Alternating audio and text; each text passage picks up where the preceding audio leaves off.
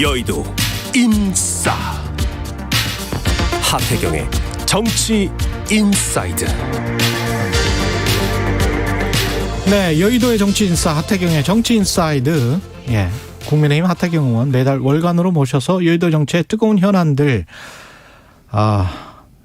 하태경 의원의 시각과 말로 풀어보는 시간입니다. 국민의힘 하태경 의원 나오셨습니다. 안녕하십니까? 예, 안녕하세요. 이게 그 원고가 집권 여당 대기 시절의 원고 그 프롤로그가 있어가지고 제가 순간적으로 깜짝 놀랐어요. 지금 야당에서 여당 됐기 때문에. 야당에서 그렇죠. 여당이 됐기 때문에 매서운 야당의 눈으로 뭐 이게 있어가지고 이거 뭐지? 여당인데. 순발력이 좋으시네요.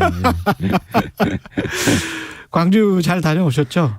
예, 아주 저기 감개무량했고 이런 이제 의미로 정치하는구나. 저는 굉장히 뜻깊은 하루였습니다. 예. 그 어떤 이게 이제 제가 사실 특징적인 걸 좀 보셨어요? 그러니까 제 개인적으로는 광주 5.18 문제로 제가 2번의 내전을 치렀습니다. 국민의힘 내부에서. 초선 때 한 번, 재선 때 한 번. 그러니까 초선 때는 이제 우리 당 내부에 님을 위한 행진곡 부르면 안 된다. 그렇지. 그 이미 김일성이다. 김일성 찬양곡이다 이거. 그런 논의가 있었군요. 우리 의총 의원들 다 모인 자리에서 공개적인 논쟁을 했어요. 그런 주장을 하신 분이 있었죠. 그래서 제가 나가서 근데 우리 의원님들이 대체로 이제 반북 정서가 강하기 때문에 많이들 공감을 했어요. 그래서 제가 나가서 또 매맞을 각오하고 님을 위한 행진곡은 북한에서 금지곡이다. 이거 하나로 정리를 했죠.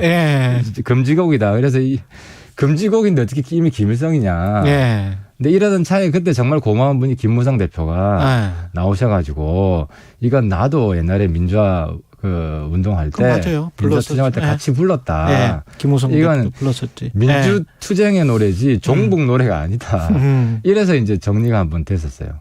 그게 예전에 입이 정리가 돼야 될 것들이 그 혼동스러웠던 것들이 좀 있어요. 그리고 그 당시 정부에서 보훈처에서 이게 일이 커졌던 게 보훈처에서도 이물의 행진곡 임은 김일성일 수 있다. 이런 주장을 해가지고 이게 커진 거예요. 그때가 뭐 언제 때죠? 이명박 정부. 그때 박근혜 정부 때. 보훈처 조금 좀 세게 나갔을 때 박보훈처장 계셨을 때. 그때 제 보훈처랑 많이 싸웠죠. 지금 어제 분위기는 좋았고요.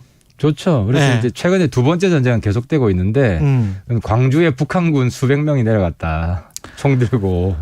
그 지만원 씨. 그래서 그것도 사실은 탈북자 중에 한 사람이 내가 그때 총 들고 내려간 당사자다. 맞아요. 그 이야기를 했었죠. 그래서 막 커진 거예요. 맞아요. 보수 진영 아직도 믿는 사람이 있고. 맞습니다. 근데 그 탈북자가 스스로 이제 날조했다라는 게 이제 확인되면서 이것도 정리가 됐죠. 그래서 이제 우리 다 같이 내려가는 그런 이제 여건이 마련이 된 거죠. 그 관련해서도 참 어느 정도 이제 국민의힘은 다 된 것 같은데 그 분위기가 이것부터 한번 여쭤볼게요. 제가 강용석 후보 관련해서는 그분들은 약간 좀 생각이 다른 것 같더라고요. 그러니까 헌법 전문에 놓고 이런 것들 있지 않습니까?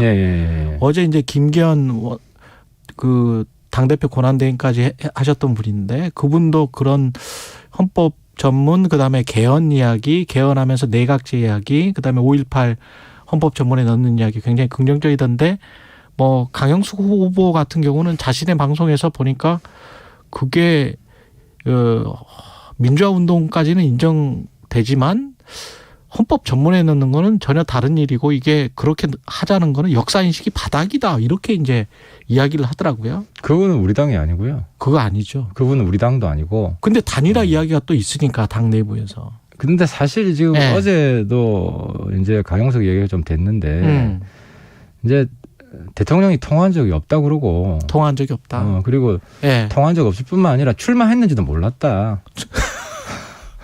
근데 무슨 통화하면서 싸우지 마라. 윤석열 대통령이. 그래서 저도 굉장히 강용석 후보의 지금 정신 상태에 대해서 좀 의문을 가지게 됐는데 본인이 친윤이라고 주장을 하면서 지지자들을 모으고 있거든요. 그 사법연수원 동기고 뭐 그런 거 팔죠. 대통령. 예. 그래서 대통령하고 친분을 팔다가 예. 어떤 환상에 빠진 거 아니냐, 착시에 빠진 거 아니냐. 통화하지도 않았는데 통화한 것처럼 이야기를 하고 자기 친분을 과시한 거잖아요.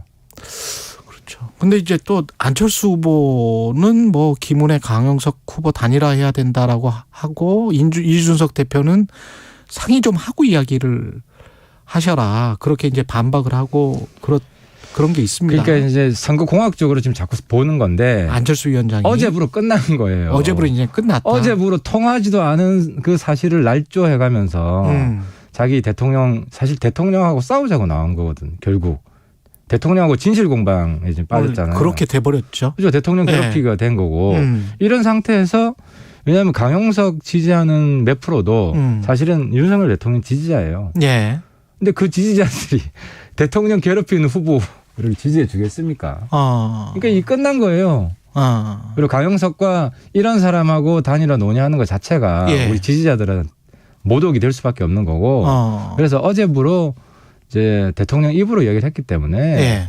뭐 강용석과 어떤 연대 단일화 이거는 어제부로 끝났다고 보시면 됩니다. 그때 그 하태경 의원님이 그런 말씀하셨죠. 한 달 전인가 그 허경영 정당에서 하는 게 낫다 굳이, 그런 네. 말씀을 하셨었잖아요.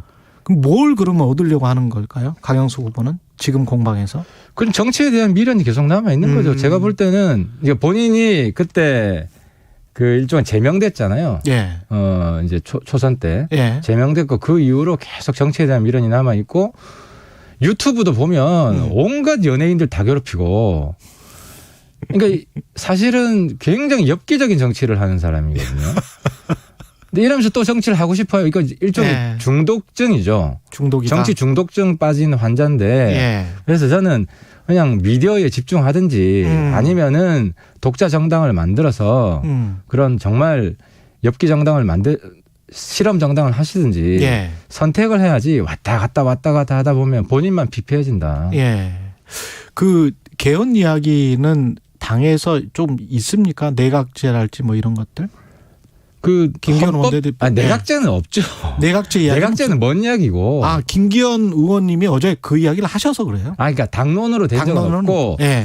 그 우리 당 내에서 국회 내에서 네. 대통령제가 아니라 내각제로 가야 된다라고 하는 분들이 꽤 많아요. 그렇습니까? 꽤 많지만 네. 뭐 개헌 문제는 국회의원들 몇 명이 뭐 하자고 해서 되는 것도 아니고 대통령이 동의를 해야 되고. 그렇죠. 또 국회 3분의 2가 동의를 해야 되고. 3분의 2.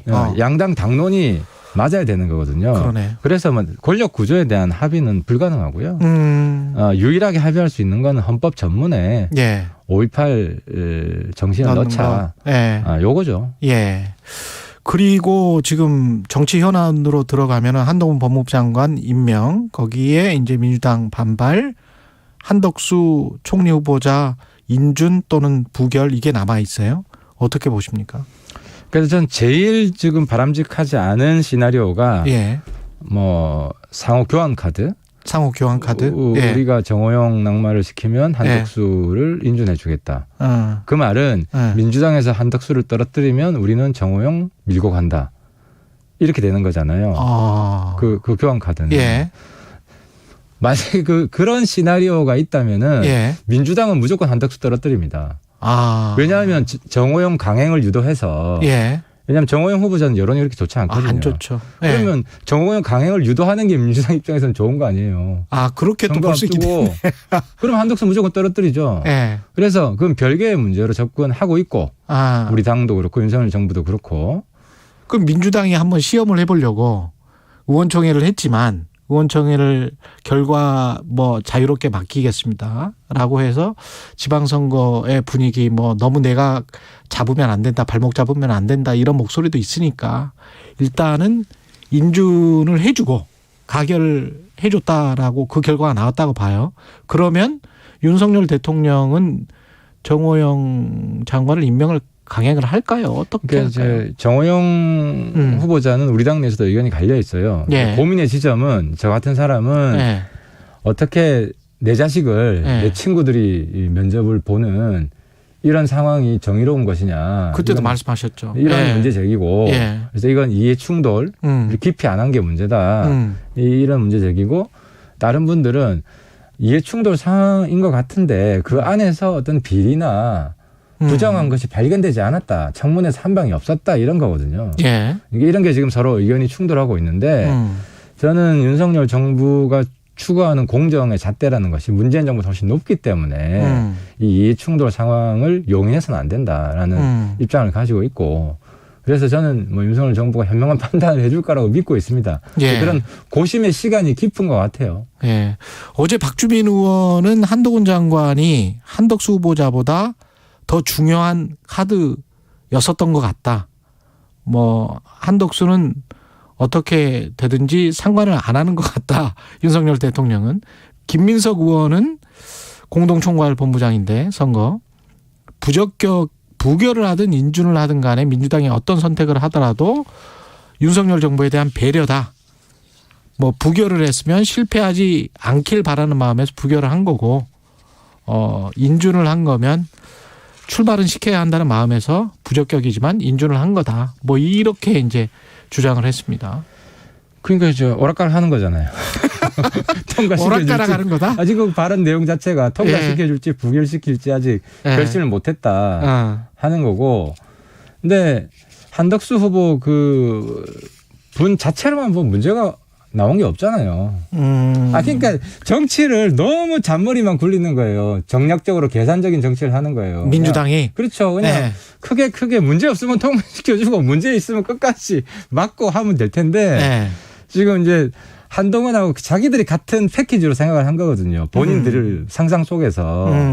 근데 한동훈 잘라 해주겠다고 생각했는데 한동훈도 우리 입장에서 별 문제가 없으니까. 우리 입장에서도 그렇잖아요. 저만 하더라도 뭐 문제가 있어야 한동훈 임명하지 말라고 주장을 할 텐데. 그럴 근거가 아무것도 없단 말이에요. 한동훈 이제 통과된 상태에서 한덕수도 문제가 없거든. 그러니까 지금 횡설수설 오락가락 하는 거예요. 민주당이 횡설수설을 하고 있는 것이다. 그 판세는 어떻게 느끼시는지 뭐 아까 그 박지원 선대 비대위원장은 과방 뭐 초경합 지역이 있기 때문에 경기, 인천, 강원 여기를 이제 초경합 지역으로 보더라고요. 근데 이제 최근에 여론조사 보면 우리가 여당이 반성해야 될 게 많아요. 윤석열 정부 입장에서도 왜 그러냐면 사실 그래요? 초허니문 기간이잖아요. 그렇긴 하죠. 그럼 사실은 거기다 이제 미국 대통령도 오고 거의 모든 지역에서 거의 압승 그런 구도가 나왔어야 돼요. 근데 그게 아니라 뭐 비슷비슷한 곳이 있고 또 심지어 지는 곳도 있고 이건 그만큼 우리가 인수위 기간 동안 그리고 임기 초반 동안 잘한 게 별로 없다. 이런 평가거든요. 그래서 굉장히 겸허한 자세로 더 잘하겠다. 어쨌든 지금 5.18도 잘하고 있고 그리고 이제 바이든 대통령도 일찍 오고 이런 상태이기 때문에 오만하지 말고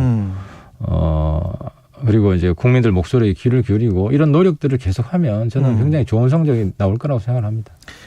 특히 이제 접전지가 경기 아니겠습니까? 어떻게 될 것 같습니까? 그러니까 제발 강용석 문제 가지고 오락가락하면 안 됩니다. 끝내야 돼요, 그냥.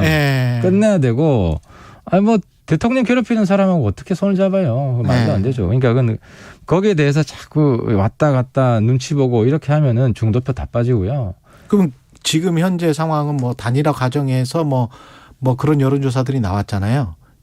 그렇게 되면 어떻게 되고 어떻게 뭐 그러니까 그 숫자 노름에 빠지면 안 되고 그냥 국민만 바라보고 사실은 이번 그 선거는 윤석열 정부를 성공시키기 위한 기반을 만들어 달라는 거 아닙니까?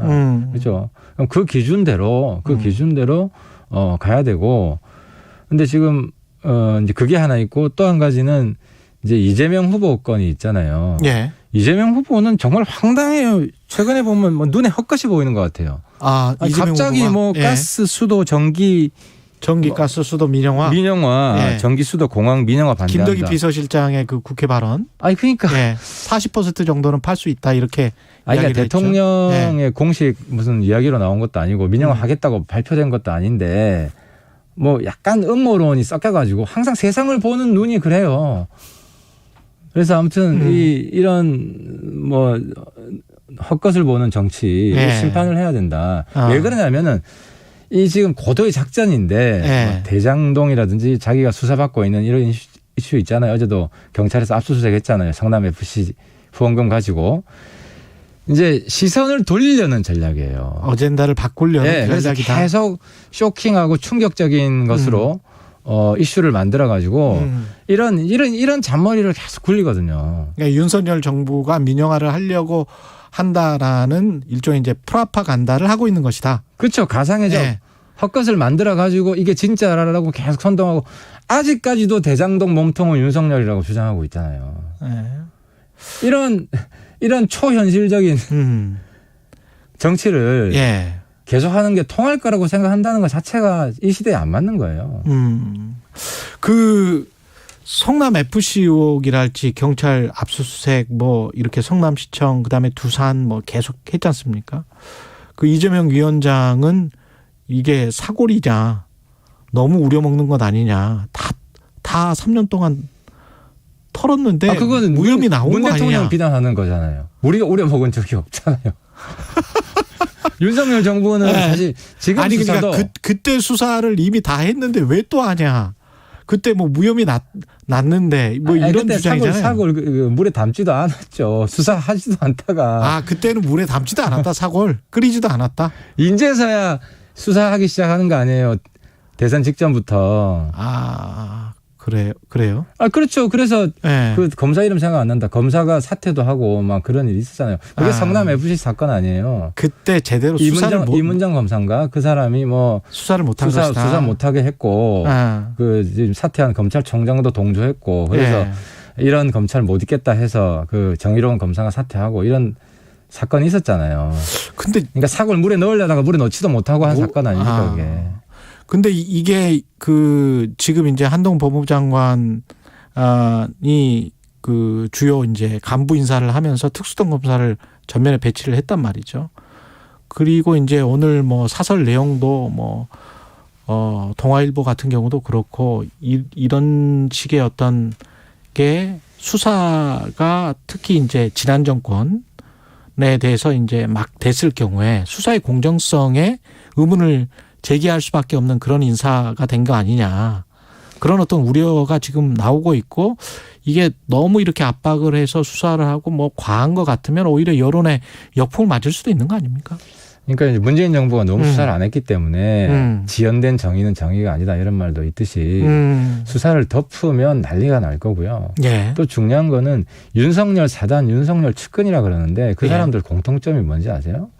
사람한테 충성 안 해요.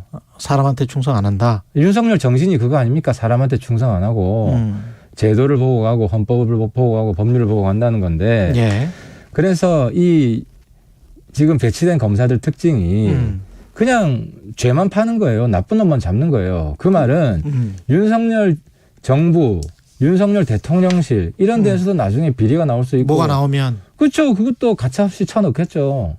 그래서 민주당에서도 이걸 너무 정무적으로만 보는 거는 이 검사 세계를 모르는 거다. 민주당이 좀 이상한 게 자기들 가까운 사람들은 정치검사, 친문검사들이 좀 있는지 모르겠는데 이 정치검사들이 그렇게 많지는 않아요. 근데 검사들 모두는 정치검사라고 생각하는 것 같아요. 이게 민주당의 완전한 착각인데 검사들 그냥 자기 직업인으로서 열심히 수사하고 죄만 파는 거예요. 그런 사람들이 대다수고요. 이제 그렇게 되면 결국 윤석열 정부 치부도 드러날 때가 있는 것이고 때문에 너무 민주당에서 자꾸 검찰 조직과 싸우다 보면 검사도 인간인데 화난다. 화나죠.